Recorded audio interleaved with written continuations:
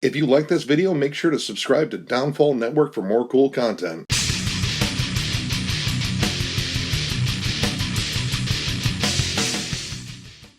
What's up, everyone? Thralls Metal here once again. I'm Necrotic Nick. I'm Jammin John. And we have an album review for you.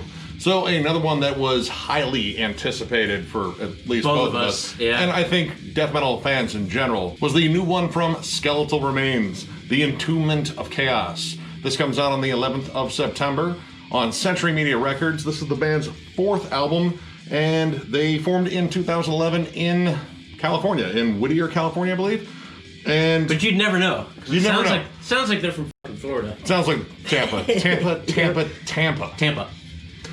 Now, I definitely want to go over the fact that there has been a massive lineup shift this year.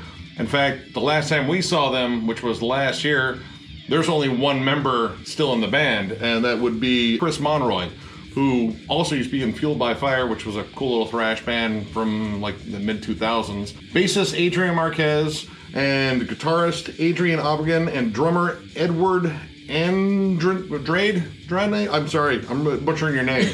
They left earlier this year, actually, I believe as early as late February or March, and have since been replaced by Noah Young, who is formerly of Warbringer on bass, Mike De La O, I think that's how you say it, it's just De La and O, and he returns on guitars. He was actually in the band back as early as 2011 and then left. And he has since been in the band Morphin, which is another cool old school death metal band. And we have Charlie Korn, who is their session drummer on this one. They don't have an official drummer, I believe, but he is also a member of Void Ceremony and a litany of other bands that I'm not going to go through because that is a lot There were like 10 graphics. more or something. Good for you, dude. Keep him busy. Jeez. I mean, we went through the list of active bands he's in, and there were like 7, I think, at least. So, way to stay busy, and way to stay in awesome bands. Yeah, no shit. These guys, Skeletal Remains, not any of the bands I mentioned before, are straightforward, old school death metal. I was a huge fan of their last release. Yep, me too. And this pretty much continues the trend, but I think it even continues in a more aggressive manner. More aggressive and straightforward, too. Like, this is just punch after punch. Once you get past the intro Cosmic Chasm, which I'm not going to bitch about because actually it's a good setup. Yeah. It's very sci-fi-ish, haunting, a little, Lovecraftian vibe in there. Yep. And it sets up the album pretty well, so I can't really bitch. Maybe it's a little too long. That's as much bitching as I'll do. Into Elusive Divinity, and pretty much you are greeted to waves of Morbid Angel, monstrosity, Cannibal Corpse, especially the guitar tone. The guitar tone is so thick and chunky. Mm-hmm. Every riff on here just sounds heavier than hell. Yes, very well done, and not a lot of filler either. No. Just channeling spirits. Yes, definitely some spiritual healing on this too. Yes. I mean, I don't think they're healing anybody. They're out to pummel people and destroy them, and everything about this just screams pretty much 90s death metal. Yep. It's like a computer program crept into my brain, looked at all my favorite albums from the 90s, and was like, we can assimilate and create something that is the perfect amalgamation of this, and they will never know. Right. But it wasn't that. It was a band. Yep, and to be honest, it's a breath of fresh air for me as far as death metal is concerned. Like, there's nothing overly technical, although there are techie moments. It's just really straightforward, awesome 90s death metal. It's all about the riff structure and the aggression and the aggression. I'm just going to say it twice because there's that much aggression in this. It is so heavy, so percussive. The drums are like machine gun fire rapidly. And the drummer has these subtle nods to Pete Sandoval, not only in the speed of the blast, because he's flying, but these quick little snare rolls that, the little snare turnovers, just... Yep, if you blink, you miss it. Yep. Except the audio equivalent of that. But, I blinked with my ears. It can happen. Now, I think one song that was a bit more like the stuff on the previous album, which the name escapes me right now, but I definitely know it, and it'll probably be the album cover up there. Tombs of Chaos. This song opens up with an old school feel. Like, we're going back to Leprosy and Possessed 7 Churches. It's a little bit thrashier. It has a little bit of that obituary groove in spots. Yep. And it just has a thrashier feel before going into the machine gun pummeling and ripping. Just the simple D beat before it turns into the blast in the very beginning of the song is where the thrash comes from. The thing I like about this intro is they take the same riff, which is a killer riff, but they kind of employ it in different tempos, different beats. Yep. Like you have that old school kind of thrashy beat, then into like a nice double time, and then into that, quick like Pete Sandoval blast. Yeah, like it morphs well into the blast. Overall on this album, one thing that is, I think, really just stepped up, and it was already a big thing on the previous albums, is lead work. The lead work on here is absolutely scorching. We're talking like a hybrid blend of Chuck Schuldiner, James Murphy, and Trey Azagoth. Yep. It's pretty much all three of those guys working together. Again, the computer program simulated all these guitarists, and Right. But it's really that. Like, they have the great touches of melody, the technical play. It's squealy. There's lots of dive bombs. And pretty much every lead just fits the mood of the song, the part they're in. Yeah. It's just Yep. put in there perfectly. Now, Entombment of Chaos fades out, and while that's fading out, the interlude, Enshrined in Agony, comes in. And this is all dissonant, clean guitars with some lead melodies, some ambiance. And honestly, again, this is something I usually bitch about. I was like, I got an interlude or whatever. But how it's set up. Right.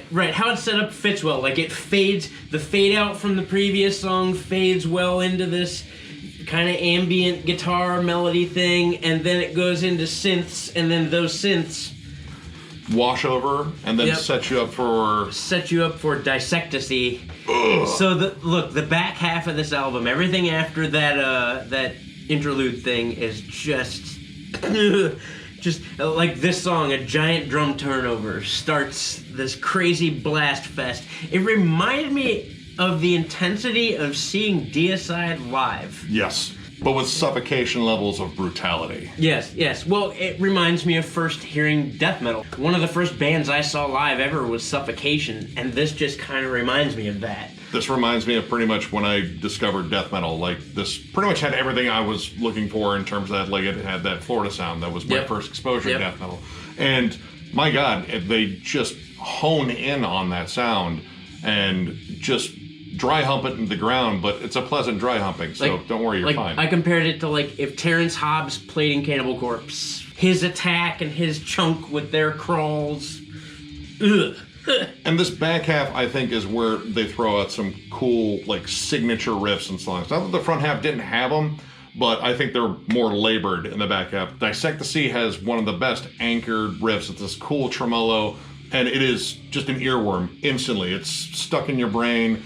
And despite how blasty this album is, there's a lot of groove. Like, yeah, there is. You're just caught in these, like, just nice nods left and right. It's just nasty, but you have a hook in every song. Well, like when it moves into the next song, the Torturous Ways to Obliteration, this is probably my favorite. The guitar riff in this, there's this cool off-time guitar riff that goes through the chorus and like into the verse, and it's just gross. This is where I think they dial into heavy. I think this one, like, and actually, I mean, it's kind of like, in terms of like old school death metal meets modern death metal, like their modern death metal take really screams Decapitated. Yes. In terms of like the level of syncopation, the accuracy, it's very machine-like, but it's not without soul because there's tons of just cool, intricate noodling left and right.